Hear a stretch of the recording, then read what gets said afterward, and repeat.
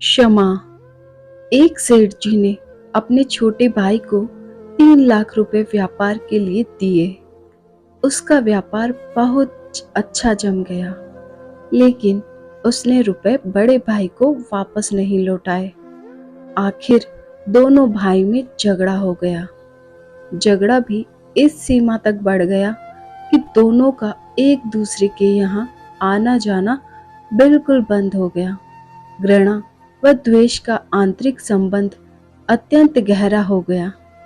सेठ जी हर समय हर संबंधी के सामने अपने छोटे भाई की निंदा, निरादर व आलोचना करने लगे।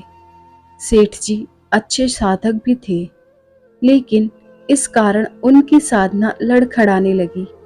भजन पूजन के समय भी उन्हें छोटे भाई का चिंतन होने लगा। मानसिक व्यथा का प्रभाव तन पर भी पड़ने लगा। बेचैनी बढ़ गई, समाधान नहीं मिल रहा था। आखिर वे एक संत के पास गए और अपनी व्यथा सुनाई। संत श्री ने कहा, बेटा, तू चिंता मत कर, ईश्वर कृपा से सब ठीक हो जाएगा।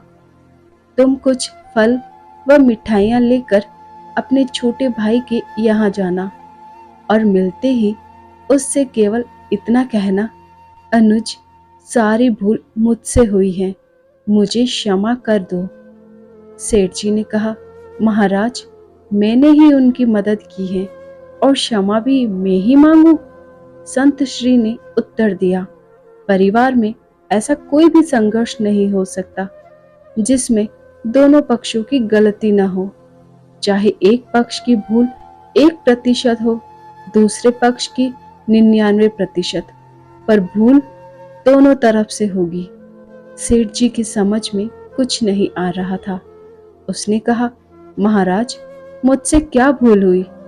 बेटा, तुमने मन ही मन अपने छोटे भाई को बुरा समझा, यही है तुम्हारी पहली भूल। तुमने उसकी निंदा, आलोचना व तिरस्कार किया, यह है तुम्हारी दूसरी भूल। क्रोधपूर्ण आंखों से उसके दोषों को देखा, यह है तुम्हारी तीसरी भूल। अपने कानों से उसकी निंदा सुनी, यह है तुम्हारी चौथी भूल।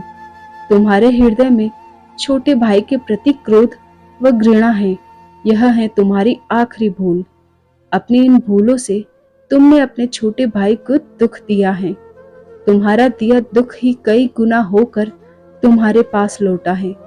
जाओ, अपनी भूलों के लिए क्षमा मांगो, नहीं तो तुम न चैन से जी सकोगे, न चैन से मर सकोगे।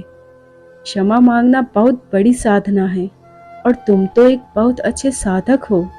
सेठ जी की आंखें खुल गई। संत श्री को प्रणाम करके वे छोटे भाई के घर पहुंचे।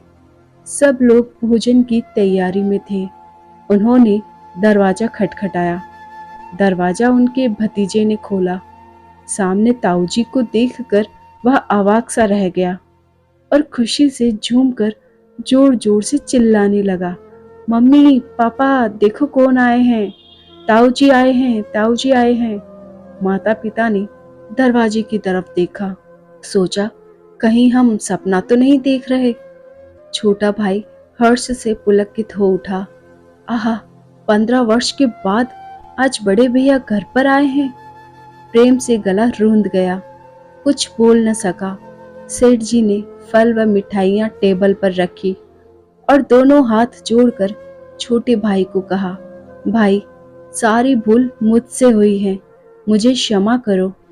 क्षमा शब्द निकलते ही उनके हृदय का प्रेम अश्रु बनकर बहने लगा। छोटा भाई उनके चरणों में गिर गया और अपनी भूल के लिए रो रो कर क्षमा याचना करने लगा। बड़े भाई के प्रेमाश्रु छोटे भाई की पीठ पर और छोटे भाई के पश्चाताप पर प्रेम मिश्रित अश्रु बड़े भाई के चरणों में गिरने लगे। क्षमा व प्रेम का अथाह सागर फूट पड़ा। सब शांत, चुप, सबकी आंखों से अविरल अश्रुधारा बहने लगी।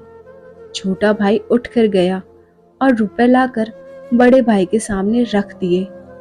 बड़े भाई ने कहा, भाई, आज मैं इन कोड़ियों को लेने के लिए नहीं आया हूँ। मैं अपनी भूल मिटाने, अपनी साधना को सजीव बनाने और द्वेष का नाश करके प्रेम की गंगा बहाने आया हूँ। मेरा आना सफल हो गया, मेरा दुख मिट गया, अब मुझे आनंद का एहसास हो रहा है। छोटे भाई ने कहा, भैया, जब तक आप ये रुपए नहीं लेंगे तब तक मेरे हृदय की तपन नहीं मिटेगी। कृपा करके आप ये रुपए ले ले। सेठ जी ने छोटे भाई से रुपए लिए और अपने इच्छा अनुसार अनुज, बधू, भतीजे व भतीजी में बांट दिए। सब कार में बैठे घर पहुंचे। 15 वर्ष बाद उस अर्धरात्रि में जब पूरे परिवार का मिलन हुआ तो ऐसा लग रहा था कि मानो साक्षात प्रेम ही शरीर धारण किए वहां पहुंच गया हो। सारा परिवार प्रेम के अथाह सागर में मस्त हो रहा था। क्षमा मांगने के बाद उस सेठ जी के दुख, चिंता, तनाव, भय, निराशा रूपी मानसिक रोग जड़ से ही मिट गए और साधना सजीव हो उठी। धन्यवाद दोस्तों। आई होप ये कहानी आपको अच्छी लगी हो तो लाइक कीजिए, शेयर कीजिए।